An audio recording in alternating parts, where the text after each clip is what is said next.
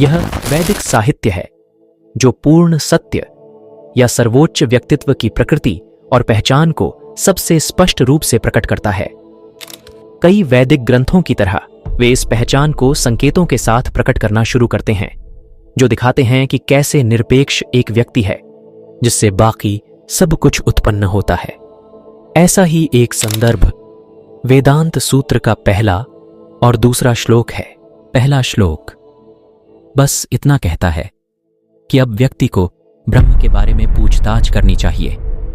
इसका मतलब यह है कि अब जब आपने मानव शरीर प्राप्त कर लिया है तो आपको अपनी बुद्धि का उपयोग यह पता लगाने के लिए करना चाहिए कि वास्तव में आध्यात्मिक क्या है और परम सत्य क्या है। फिर दूसरा श्लोक यह समझाना शुरू करता है कि यह परम सत्य क्या है। वह जिससे सब कुछ उत्पन्न होता है वह पूर्ण है, इस प्रकार जैसा कि यह वह को संदर्भित करता है जो कुछ भी मौजूद है उसका स्रोत, सृजन का अंतिम बिंदु एक व्यक्ति है।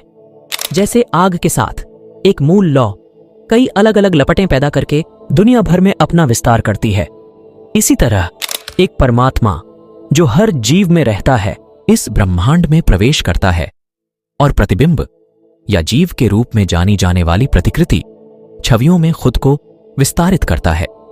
इस प्रकार यहां हमें इस बात की और पुष्टि मिलती है कि भगवान निर्मित ब्रह्मांड के बाहर मौजूद हैं।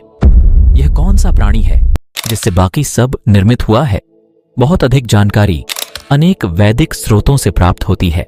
उदाहरण के लिए प्रारंभिक ऋग्वेद बताता है कि भगवान विष्णु वह सर्वोच्च व्यक्ति हैं, परम सत्य जिनके चरण कमल देखने के लिए सभी देवता हमेशा उत्सुक रहते हैं। उनका सबसे उदात्त क्षेत्र केवल उन लोगों के लिए दृश्यमान है जो आध्यात्मिक दृष्टि से संपन्न हैं, जिन तक सदैव सतर्क भक्ति का संचार होता है। वह जिसके 3 स्थान मधुरता और अविनाशी आनंदित है, जो वास्तव में अकेले ही तीनों अंगों पृथ्वी, स्वर्ग और सभी जीवित प्राणियों को धारण करता है। क्या मैं उनके प्रिय भवन को प्राप्त कर सकता हूं जहां भगवान के प्रति समर्पित पुरुष खुश रहते हैं? क्योंकि विष्णु के सबसे ऊंचे चरण में शहद का कुआं फूटता है। जैसा कि चैतन्य चरितामृत में बताया गया है, भगवान कृष्ण आदि आदि भगवान हैं। यह वर्णित है कि सर्वोच्च व्यक्ति की पूर्ण अनुभूति के लिए सर्वोच्च के 3 पहलू हैं जिन्हें समझा जाना चाहिए। ये निर्वैयक्तिक और सर्वव्यापी ब्राह्मण पहलू हैं। भगवान का स्थानीय विस्तार जिसे परमात्मा या परमात्मा के रूप में जाना जाता है, और फिर सर्वोच्च व्यक्तित्व या भगवान पहलू। भगवान का अर्थ है वह सर्वोच्च सत्ता जो सभी गुणों का जनक है और जो उन्हें पूर्ण सीमा तक धारण करता है। वह विशेष रूप से धन, बल, सौंदर्य, ज्ञान, ऐश्वर्य और त्याग के गुणों से अत्यधिक परिपूर्ण है। यदि किसी को ईश्वर की पूर्ण समझ और अनुभूति प्राप्त करनी है तो ब्रह्म, परमात्मा और भगवान के तीनों पहलुओं को समझना होगा। कोई योग की मूल प्रक्रिया का पालन करता है तो व्यक्ति स्वाभाविक रूप से ब्रह्म और फिर क्रमिक रूप से परमात्मा की प्राप्ति करेगा। बेशक यह इस बात पर निर्भर करता है कि कोई इस प्रक्रिया का कितनी अच्छी तरह पालन करता है।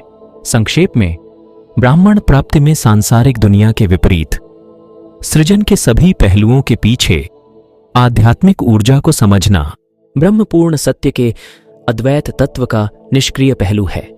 यह सर्वोच्च सत्ता की उसकी किसी भी शक्ति या गुण के बिना प्राप्ति है। यदि कोई आगे नहीं जाता है तो वह स्वाभाविक रूप से यह निष्कर्ष निकालेगा कि ब्रह्म की प्राप्ति ही निरपेक्ष की अंतिम धारणा और समझ है। परमात्मा की अनुभूति सभी भौतिक रूपों, सभी जीवित संस्थाओं में महसूस करना है। परमात्मा भौतिक संसार में भगवान का आंशिक विस्तार है, लेकिन आगे बढ़ने और भगवत प्राप्ति को प्राप्त करने के लिए किसी को बिना किसी भौतिक धारणा या शर्त के पूर्णतया आध्यात्मिक दृष्टि प्राप्त करने की आवश्यकता है, ताकि परम भगवान, भगवान के पूर्ण रूप से पारलौकिक रूप को, जैसा कि वह है, अनुभव किया जा सके। सर्वोच्च व्यक्ति का निराकार पहलू ब्रह्म है, लेकिन जब वह परम ब्रह्म अपनी प्राकृतिक शक्तियों और गुणों से संपन्न होता है तो ब्रह्म पहलू अधिक संपूर्ण भगवान पहलू में बदल जाता है।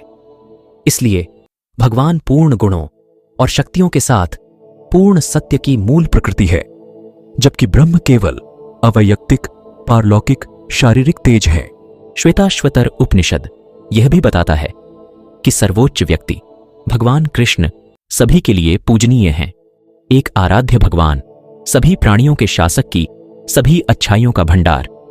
भगवान कृष्ण की लीला में गर्भ से पैदा हुआ, क्योंकि वह सभी प्यारे प्राणियों में परमात्मा के रूप में शाश्वत रूप से मौजूद है।